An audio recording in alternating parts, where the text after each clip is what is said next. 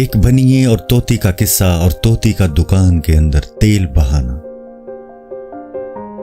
ایک بنیا تھا اور اس کے پاس ایک طوطی تھی جو سبز رنگ اور خوش آواز بولنے والی تھی۔ وہ دکان کی حفاظت کرتی اور سوداگروں سے دلچسپ باتیں کرتی، انسانوں سے ان کے مزاج کے مطابق بات کرتی۔ ایک دن مالک گھر کو گیا اور طوطی دکان پر تھی۔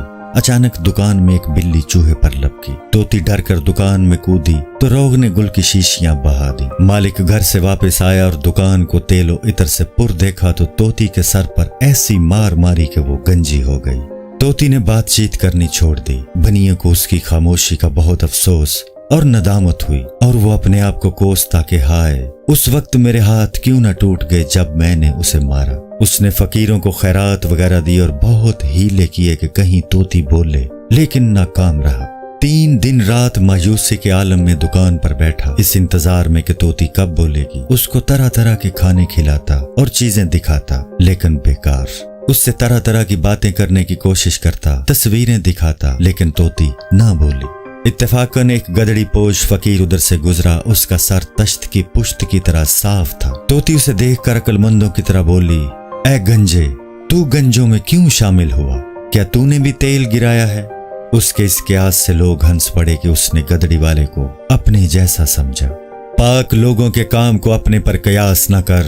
اگرچہ لکھنے میں شعر اور شیر ایک جیسے ہیں، لیکن شیر کو آدمی پیتا ہے اور شعر آدمی کو پھاڑ ڈالتا ہے۔ محض اسی وجہ سے پورا عالم گمراہ ہو گیا ہے۔ بہت کم کوئی خدا کے ابدال سے واقف ہے۔ بدبختوں کی دیکھنے والی آنکھ نہ تھی، اچھا اور برا ان کی نظر میں یکساں ہے۔ انہوں نے نبیوں کے ساتھ برابری کا دعویٰ کیا اور اولیاء رحمت اللہ علیہم کو اپنے جیسا سمجھا اور کہا کہ یہ بھی انسان ہے اور ہم بھی انسان ہیں، ہم بھی کھاتے اور سوتے ہیں اور یہ بھی۔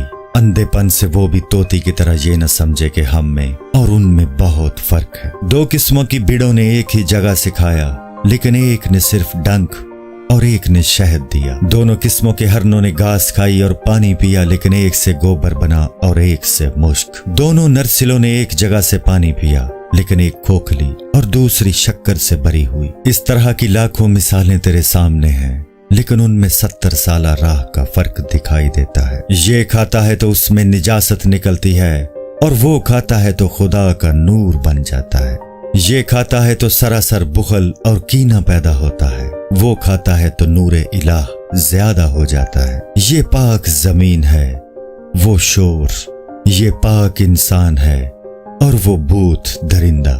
اگر دونوں کی صورتیں ایک جیسی ہیں تو ٹھیک ہے، نمکین اور شیریں میں صفائی موجود ہے۔ صاحب ذوق کے سوا کوئی اور ان دونوں پانیوں میں فرق نہیں کر سکتا۔ جس نے شہد چکھا نہ ہو، شہد اور موم میں فرق نہیں کر سکتا۔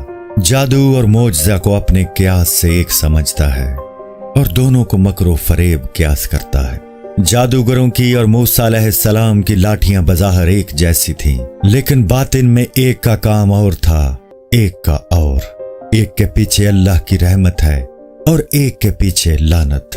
کافر لوگ جھگڑا کرنے میں بندر کی خصلت رکھتے ہیں۔ جو کچھ انسان کرتا ہے بندر بھی کرتا ہے۔ انسان کے افعال دیکھ کر اسی طرح کرتا ہے اور گمان کرتا ہے کہ میں نے اسی کی طرح کیا۔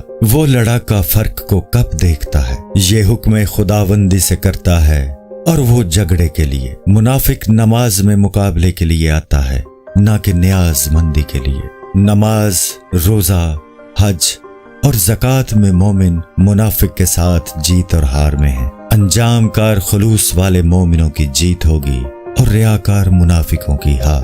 مومن کا مقام اس کی شرافت کی وجہ سے اور منافق کا اس کی ظاہری دکھاوے کی حرکت کی وجہ سے ہے۔ اگرچہ دونوں ایک ہی جیسے کام کرتے ہیں، لیکن اپنے نام کے مطابق کرتے ہیں۔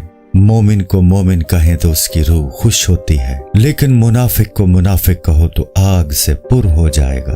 میم، واو، میم، نون میں کوئی شرافت نہیں ہے۔ لفظ مومن پہچان کے علاوہ کچھ نہیں ہے، اور منافق کو منافق کہیں تو یہ لفظ ڈنک کی طرح اس کے دل میں چبھتا ہے۔ اگر یہ نام دوزخ سے نہیں بنا تو پھر اس میں دوزخ کا ذائقہ کیوں ہے؟ برے نام کی برائی حروف کی وجہ سے نہیں ہے، سمندری پانی کی کڑواہٹ برتن کی وجہ سے نہیں ہے۔ حروف برتن ہیں اور معنی پانی کی طرح ہیں۔ معنی کا سمندر وہ ہے جس کے پاس لوح محفوظ ہے، یعنی ذات باری تعالی۔ اس سال میں کائنات میں میٹھا اور شور دریا ساتھ رواں ہے، اور ان کے درمیان ایک آڑ ہے اور وہ ایک دوسرے پر نہیں چڑھتے۔ جان لے کہ یہ دونوں ایک ہی اصل سے رواں ہیں، ان دونوں سے گزر کر اصل تک پہنچ جا۔